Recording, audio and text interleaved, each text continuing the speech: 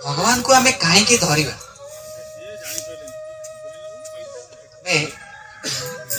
दुनिया को तो पलि जीवन उद्देश्य जानी देख मातृगर्भ आम थिला बेले जो आम 9 मास था पूरा छोटिया पूरा शिशु भली था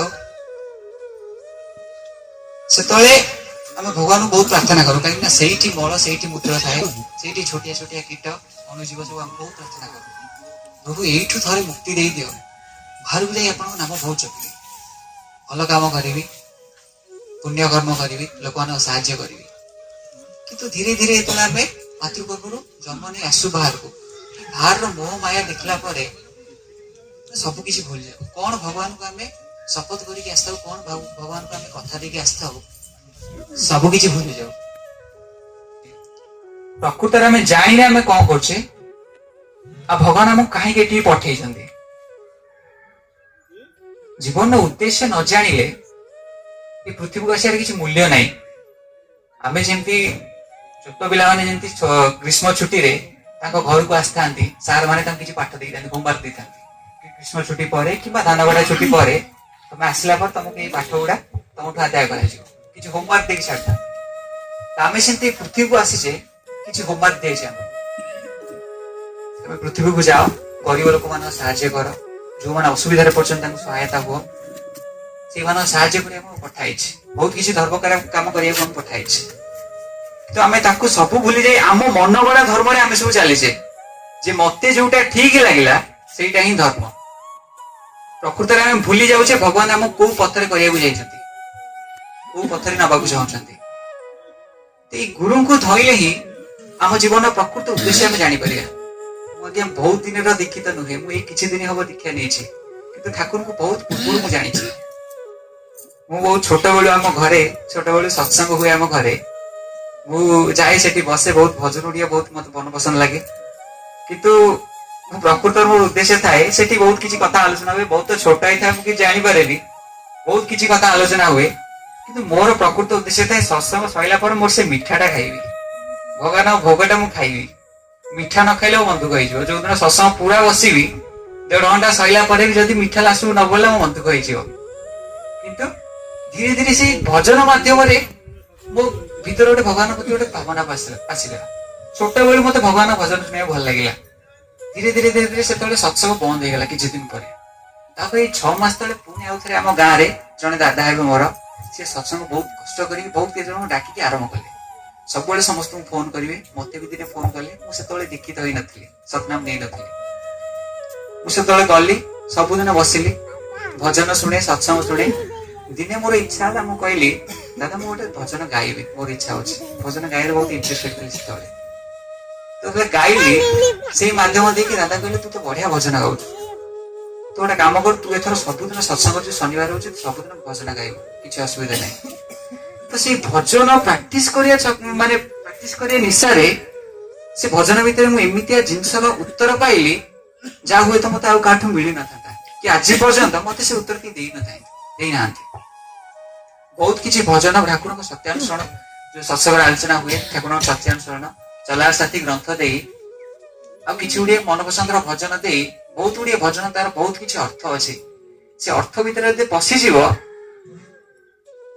बहुत किसी प्रश्न उत्तर पाई आम आजिकल बहुत गुड़िए धर्मानुष्ठान कर गाँव में अष्टप्रहरी हो यज्ञ हो भारत में एत गुड़िए धर्मानुष्ठान चलिकी गाँव में विशृंखला सृष्टि हो आप देखते गणेश पूजा गणेश पूजा चलती एपटे गणेश बसते सेपटे खीरी बाड़िया भी जाती खीरी कहीं सरीगला प्रथम भल खाई पड़ेगा आम खीरी नहीं तो ये हूँ कहीं आम तो एत धर्मानुष्ठान कर भगवान को एत पूजा करछे माँ लक्ष्मी पूजा करछे तो माँ लक्ष्मी पूजा करछे कौन पाई ना गृहर शांति पाई भगवान पूजा करछे कौन पाई ना आम केमती भल मनुष्य हो तो माँ लक्ष्मी को पूजा करछे घर शांति पाई किंतु घरे शाशु बहु भितर कली झगड़ा लगुच भाई भाई भितर कली झगड़ा लगुच कौन पाई किसी तो आम भितर गोटे भूल रखुची से लगुच से भूलटा हूँ आम निजक सुधारुने आम केवल उपदेश दौचे केवल शिक्षा को चाहूने ये पूर्वर किसी समय पूर्वर जो प्रश्नोत्तर आलोचना होता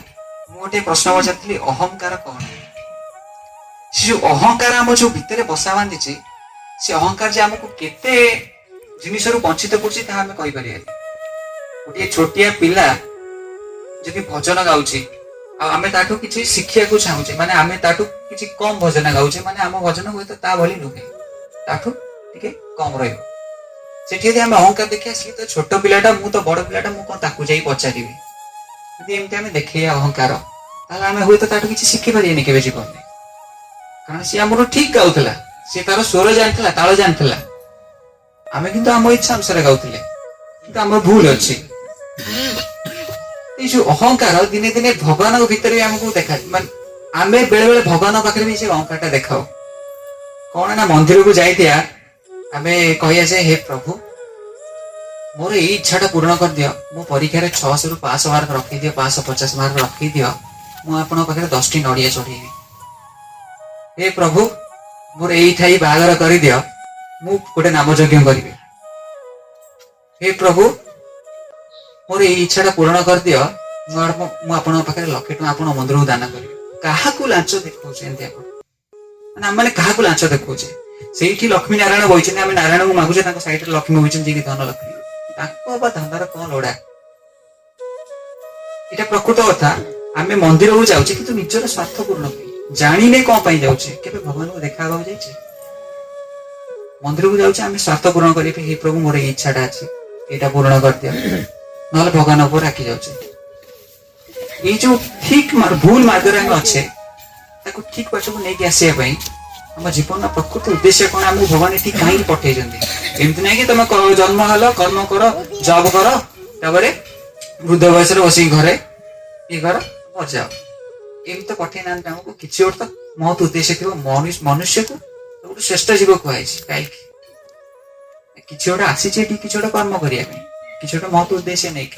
ପ୍ରତ୍ୟେକ ମନୁଷ୍ୟର ଜନ୍ମ ପଛରେ କିଛି ଗୋଟେ ଉଦ୍ଦେଶ୍ୟ ଅଛି, କିଛି ଗୋଟେ କର୍ମ କରିବାକୁ ତାକୁ ପଠାଇଛି। ସେମିତିରେ ଆମେ ଏଠିକି ଆସିନେ, ତ ସେ ଜନ୍ମର ଉଦ୍ଦେଶ୍ୟ ଆମେ ଜାଣିବାକୁ ଚେଷ୍ଟା କରିବା। ଆଉ ସେଇ ଜନ୍ମର ଉଦ୍ଦେଶ୍ୟ ଜାଣିବା ହିଁ ଆମକୁ ପରମ ପିତା ସାହାଯ୍ୟ କରନ୍ତି, ମାର୍ଗ ଦେଖାନ୍ତି। ମୁଁ ବହୁତ କିଛି ଶିଖିଛି, ଶିଖିବାକୁ ପାଇଛି ତାଙ୍କ ଠାରୁ। କେବେ ବି ଏମିତି ଲାଗିନି କି ମୁଁ ଯଦି କୌଣସି ପ୍ରଶ୍ନର ଉତ୍ତର ଖୋଜୁଛି ସେଇଟା ମତେ ମିଳିନାହିଁ, କେବେ ଲାଗିନି। କାହିଁକି ନା ମୁଁ ସବୁବେଳେ ମୋର କିଛି ଗୋଟେ ଅସୁବିଧା ଉପୁଜିଲା, ମୁଁ ଠାକୁରଙ୍କୁ ହାତ ଟେକି ଦିଏ। ମୁଁ କହିଲି ପ୍ରଭୁ, ମୁଁ ଏଠୁ ପାରୁନି, ଆପଣ ସମ୍ଭାଳନ୍ତୁ, ଆପଣ ଏଇଠୁ ଧରନ୍ତୁ, ମୁଁ ଆଉ ହଉନାହିଁ, ମୋର ଏଠୁ ଆଉ ମୁଁ ଆଗକୁ ଯାଇପାରୁନି, ଆପଣ କିଛି ଗୋଟେ କରନ୍ତୁ। ସେଇ କ୍ଷଣି ଭଗବାନ କିଛି ନା କିଛି ଗୋଟେ କରିକି ମୋ ପାଖକୁ କାହା ମାଧ୍ୟମରେ ବି ସେ ସାହାଯ୍ୟଟା ପଠେଇଦେବେ। ସେଇ ବିଶ୍ୱାସଟା ଭଗବାନଙ୍କ ଉପରେ ରହିବା ଦରକାର, ସେଇ ଭରସା ରହିବା ଦରକାର, ନା କି ତାଙ୍କ ପ୍ରତି ଅଭିମାନ, ତାଙ୍କ ପ୍ରତି ଅହଙ୍କାର ରହିବା ଦରକାର। ସିଏ ତ ଭଗବାନ, ତାକୁ ବା କଣ ଲୋଡା? ଆମେ ଯୋଉ ଲଡୁ ଦଉଛେ, 10 ଟଙ୍କିଆ 15 ଟଙ୍କିଆ ଲଡୁ ଦଉଛେ, ଦିଟା ଅପସନ ବାଲା ଦେଇ ଦଉଛେ ପୁଣି। ଏ ପ୍ରଭୁ ବୁନ୍ଦି ଲଡୁ ନିଅନ୍ତୁ, ନହେଲେ ରାଶି ଲଡୁ ନିଅନ୍ତୁ, କୋଉଟା ଆପଣଙ୍କୁ ପସନ୍ଦ ହବ ସେଗୁଟା ନିଅନ୍ତୁ। ଆମେ ଦିଟା ଅପସନ ନେଇକି ଯାଇଛୁ, ସେଗୁଟା ନିଅନ୍ତୁ। ଆମେ ତ ଦେଇ ଦଉଛେ, କିନ୍ତୁ ଆମେ ଜାଣୁଛେ କି ଆମେ କାହାକୁ ଯାଚୁଛେ? ଯେ ସମ୍ପୂର୍ଣ୍ଣ ସୃଷ୍ଟିକର୍ତ୍ତା, ତାକୁ ବା ଆମର ଲାଞ୍ଚର କଣ ଲୋଡା? ସେ ପ୍ରକୃତରେ କଣ ଚାହୁଁଛନ୍ତି?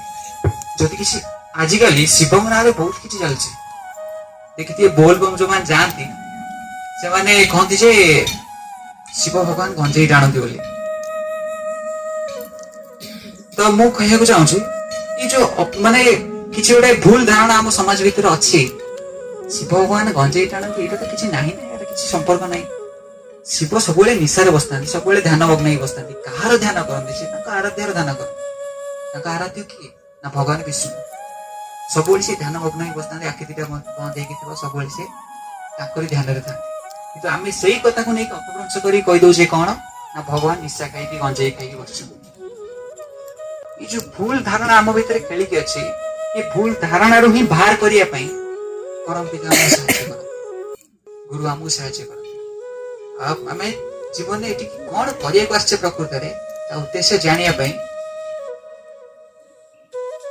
ସେ ଆମକୁ ଠିକ ବାଟରେ ନେଇଯାଆନ୍ତି। ଆଜି ମୁଁ ତ ଠାକୁରଙ୍କୁ ଧରିକି ବହୁତ ଦିନ ହେଇନି, କିନ୍ତୁ ବହୁତ ଦିନ ହେଇନି ମଧ୍ୟ ମୁଁ ତାଙ୍କୁ ଧରିକି ବହୁତ କିଛି ପାଇଯାଇଛି। ଆଉ ମୋ ଇଚ୍ଛା, ମୁଁ ତାଙ୍କୁ କେବେ ଛାଡିବିନି। କାହିଁକି ନା ସେ ମତେ ଆଜି ପର୍ଯ୍ୟନ୍ତ ଠିକ ବାଟରେ ନେଇକି ଯାଇଛନ୍ତି। ବହୁତ ଖରାପ ଥିଲି ମୁଁ ଆଗରୁ, ଠିକ ବାଟରେ ମତେ ନେଇକି ଯାଇଛନ୍ତି। ଗୋଟିଏ ଛୋଟିଆ ପିଲା ଯେତେବେଳେ ଭକ୍ତି କରିବା ଆରମ୍ଭ କରେ, ତାକୁ ପ୍ରଥମେ ତାଙ୍କ ପାଖାପାଖି ଲୋକ ଇଏ କରନ୍ତି, କହିବେ ତୁ କଣ ଛୋଟ ପିଲାଟା?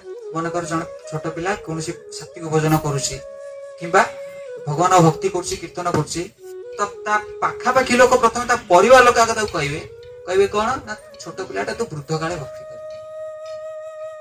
कर भावी वृद्ध काले जदि भक्ति कर मुझे जानी मो सह 5 मिनट पर कौन हम भविष्य कहीं देखा 5 मिनट पर कौन हम मो सह मुझी कि नी से जानी वृद्ध काले मु बंची थी कि मरी थी कि थी कि नी से किए जाने वर्तमान को लेकिन आम कर्म करिया भगवान को ध्यान करके चलिया बहुत उन्नति कर।